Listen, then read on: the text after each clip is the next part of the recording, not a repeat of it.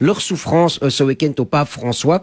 J'ai été violé comme un animal, a dit l'une d'entre elles au Saint-Père, Philippe. Oui, pourquoi, alors, pour reprendre un peu votre question, pourquoi est-ce que la communauté internationale n'intervient pas de manière aussi volontaire comme elle le fait avec l'Ukraine? Alors Anne-Sophie, je dirais pour 3 raisons assez simples. Finalement, la première, c'est que le Congo est un immense pays, continent qui est laminé par la corruption et la mauvaise gouvernance. L'actuel président Tshisekedi, mal élu, fait aujourd'hui l'unanimité contre lui. Le Congo fait du surplace, pire, il recule même, aucun signe d'amélioration pour une population souvent encore privée d'eau et d'électricité. Tshisekedi a à peine le contrôle de la capitale Kinshasa, donc il est illusoire de penser qu'il va pouvoir peser sur un conflit qui se déroule à plus de 2000 km de là, à Goma, dans l'est du pays. La corruption et la faiblesse du régime, pointée d'ailleurs cette semaine par le pape, c'est la première raison de la frilosité de la communauté internationale. Alors deux yeux, et par opposition à un pouvoir congolais ridiculement faible, on a en face un pouvoir rwandais qui est extrêmement fort, porté par un président, Paul Kagame, autocrate, mais respecté par la communauté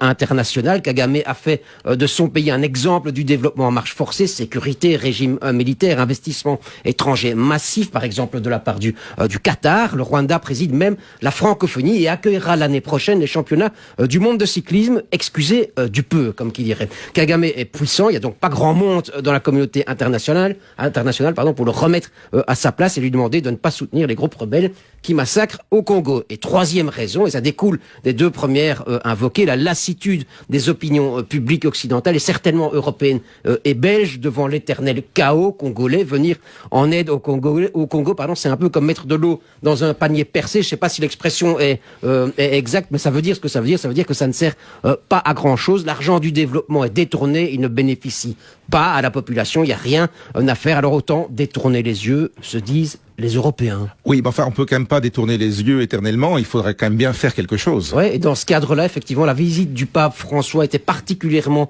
bienvenue pour attirer les regards du monde entier sur le drame qui se joue au Congo. Et la Belgique a évidemment, de par son histoire, un lien, une responsabilité avec le Congo. Pas de paternalisme ni de nostalgie, on est déjà passé par là. Ce dont les Congolais ont besoin, c'est d'action, c'est d'efficacité. Et si la Belgique, pouvait convaincre l'Europe de s'impliquer davantage à l'est du Congo et de faire un 10e, voire un 100e de ce que l'Europe fait en Ukraine, ce serait déjà très bien et ça répondrait en partie à la question de départ ce matin.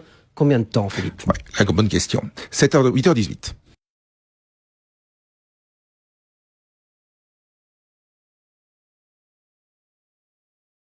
Capacité d'envahir militairement Taïwan, la pression monte quand même et ça fait partie des événements effectivement qui font monter la pression. Écoutons aussi Pierre-Henri.